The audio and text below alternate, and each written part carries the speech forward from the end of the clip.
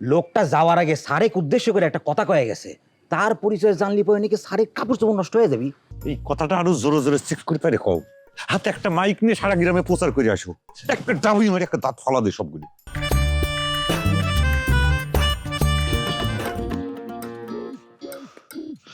কেন গোলাপ, বাড়ির পারে একজন মানুষ এসে বলে দুনিয়া ঝামেলা করে গেছে।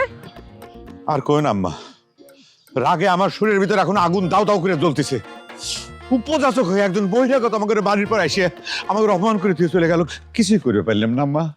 কিছুই করতে পারলাম না মানে? হ্যাঁ, সর্দার বাড়ির এতগুলা মানুষ থাকতি একটা মানুষ আসে এরকম করে কাজ করে গেল, আর তোরা কিছুই করতে পারিস নেই? সর্দার বাড়ির সব মানুষের তো কোনো দরকার নাই আম্মা, আমি একাই এক মাইরিয়ে মাটির সাথে মিশিয়ে দিতে পারতাম, কিন্তু মধ্যখান থেকে তোমার বৌমা এসে বাধা প্রদান করলো, মাঝখানে এসে হারাইলো। আমি বুঝলাম না, সব কিছুতে বৌমা মধ্যখানে এসে খাড়ায় কে? হ্যাঁ, তোকে যদি কেউ অপমান করে চায় সেটা কি বৌমার গায়ে লাগে না? ভাবি ম্যাডাম মধ্যে খাড়ায় খুব ভালো কাম করছিল আম্মা ম্যাডাম, তা নালি পরে সারেক আরো অপমান করলো নি, আর আমাকে খাড়ায় খাড়ায় দেখা লাগলো নি। কে খাড়ায় খাড়ায় দেখা লাগবে? কে? তুমি কি করেছিলে?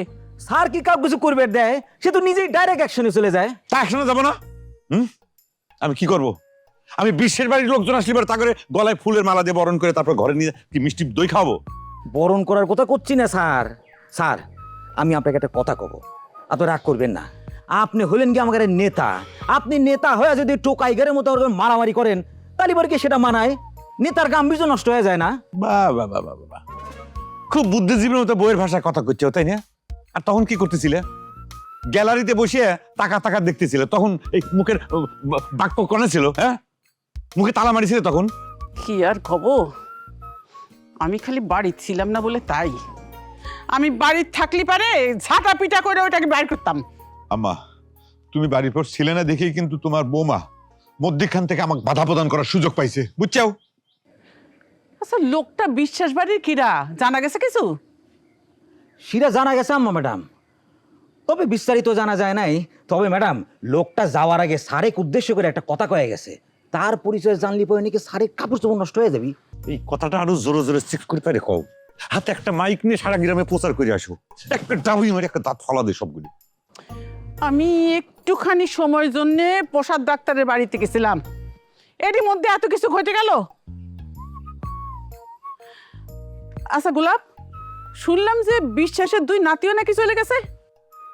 আমিও শুনেছি, এই যে বিবিসি ওনার কাছ থেকে শুনেছি, সত্যি কি মিথ্যে সেটা জানি না।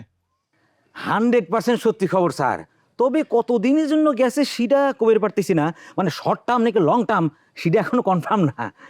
থাক, তুমি চুপ করে থাকো আর কথা কয় না।